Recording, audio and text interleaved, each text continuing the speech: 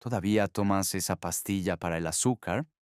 Te lo preguntó tu cuñado en la última cena familiar, casi de pasada, mientras señalaba tu taza de café con un gesto que no tenía mala intención. Tú ni siquiera le diste importancia.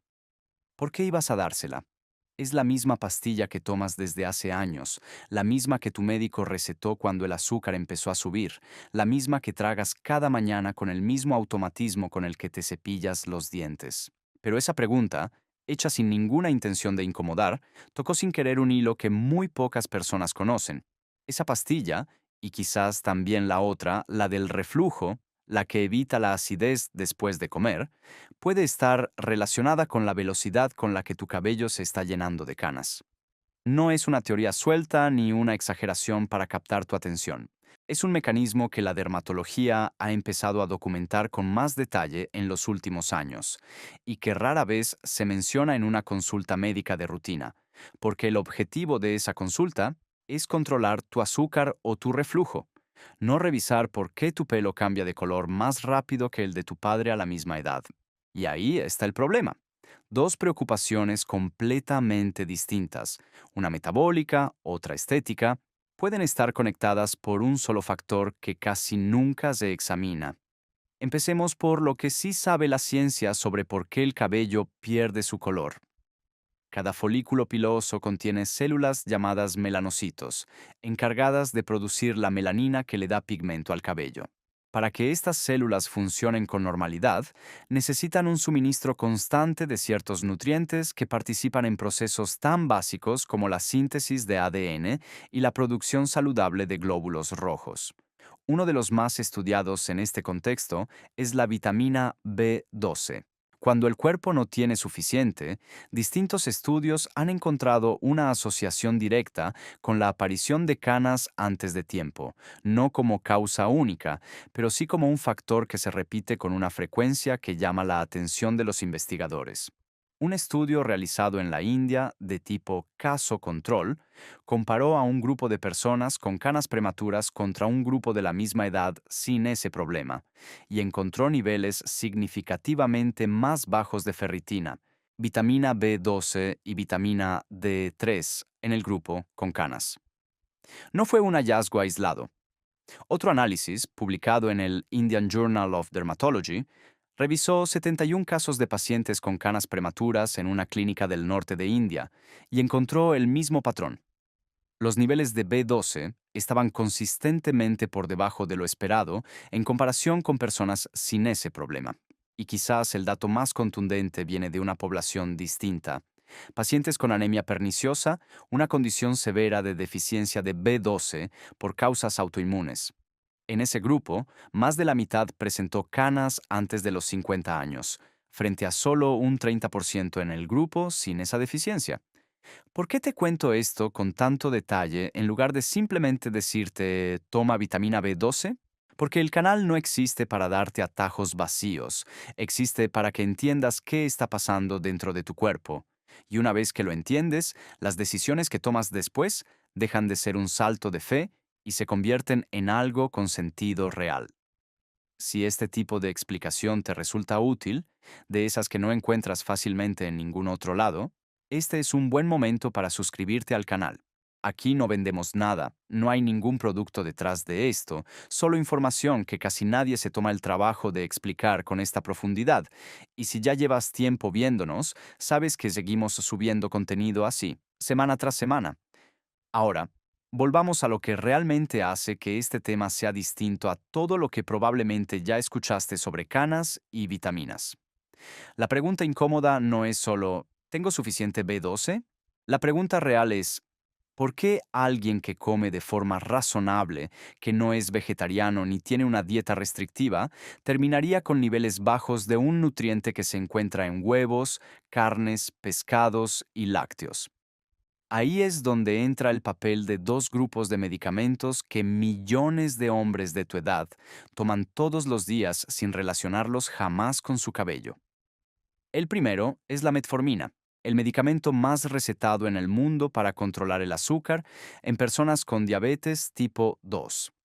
Varios estudios, realizados en distintos países y con distintas poblaciones, han medido la prevalencia de deficiencia de B12 en pacientes que usan metformina durante periodos prolongados. Los números varían bastante según el estudio. Algunos reportan cifras cercanas al 6%, otros llegan hasta más de un 30% de los pacientes evaluados. Pero la dirección del hallazgo se repite una y otra vez. El uso prolongado de metformina se asocia con niveles más bajos de B12, y cuanto mayor es la dosis y más largo el tiempo de uso, mayor tiende a ser el riesgo. ¿Cómo puede un medicamento para el azúcar afectar la absorción de una vitamina? La explicación que proponen los investigadores tiene que ver con el proceso digestivo. Para que tu cuerpo absorba la B12, primero necesita liberarla de las proteínas de los alimentos y luego unirla a una proteína llamada factor intrínseco, que se produce en el estómago y permite que la vitamina pase a la sangre a través del intestino delgado. Se ha observado que la metformina puede reducir la secreción de ese factor intrínseco y también interferir en cómo el complejo formado por la vitamina y esa proteína se conecta con un receptor específico del intestino, llamado cubilina. El resultado, con el tiempo, es que una porción de la B12 que consumes en tu comida simplemente no llega a absorberse como debería. El segundo grupo son los inhibidores de la bomba de protones, esos medicamentos que se usan para controlar el reflujo, la acidez y la gastritis, y que muchísimas personas toman todos los días durante años, muchas veces sin ni siquiera recordar por qué empezaron. Aquí la evidencia es un poco más mixta que con la metformina, y vale la pena decirlo con honestidad, porque este canal no exagera lo que la ciencia todavía está discutiendo. Una revisión sistemática de estudios observacionales encontró cambios significativos en marcadores que reflejan el estado de la B12 en usuarios crónicos de estos medicamentos, específicamente elevaciones en homocisteína y ácido metilmalónico, dos sustancias que suben cuando el cuerpo no tiene suficiente vitamina B12 disponible. Un estudio de cohorte con más de 1.200 participantes encontró que más de la mitad de los hombres evaluados tenían niveles bajos de esta vitamina, con diferencias incluso entre distintos tipos de este medicamento. Pero también existen estudios, como uno realizado con pacientes que usaron un inhibidor de bomba de protones durante 12 meses, que no encontraron ninguna diferencia significativa en los niveles de B12 comparado con quienes no tomaban el medicamento. La ciencia, en este punto específico, todavía no habla con una sola voz. ¿Por qué ocurre esta posible interferencia cuando sí ocurre? El mecanismo propuesto tiene que ver con la acidez del estómago. Para liberar la B12 de las proteínas de los alimentos, el cuerpo necesita un ambiente ácido que active ciertas enzimas digestivas, principalmente la pepsina. Al suprimir esa acidez, que es exactamente para lo que están diseñados estos medicamentos, se reduce también la capacidad de liberar la vitamina de los alimentos para que después pueda absorberse. En personas mayores, donde además suele existir cierto grado de gastritis atrófica de forma natural. Este efecto puede volverse más notorio. Nada de esto significa que debas dejar de tomar tu medicamento para el azúcar o para el reflujo. Eso sería no solo irresponsable de nuestra parte, sino peligroso para ti.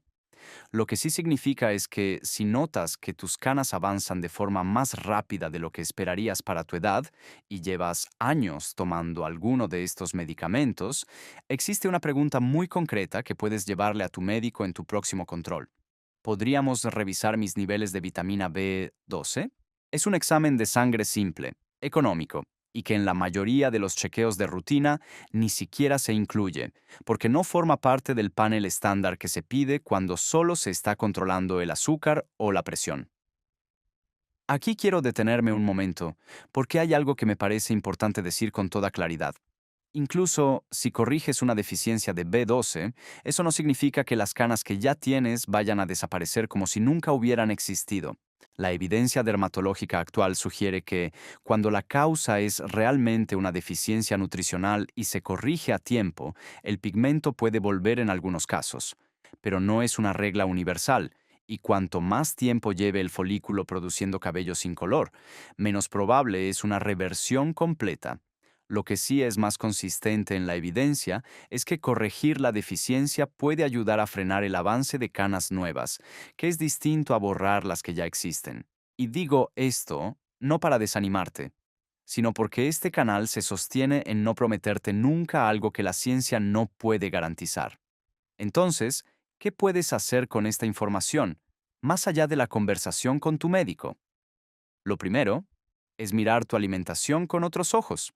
La vitamina B12 se encuentra casi exclusivamente en alimentos de origen animal, huevos, especialmente la yema, pescados como la sardina y el salmón, hígado de res o de pollo y en menor medida en lácteos. Si tu dieta ya incluye estos alimentos con regularidad y aún así tienes una deficiencia, la explicación probablemente no está en lo que comes, sino en cómo tu cuerpo lo está absorbiendo, que nos devuelve directamente a la conversación sobre los medicamentos que mencionamos antes.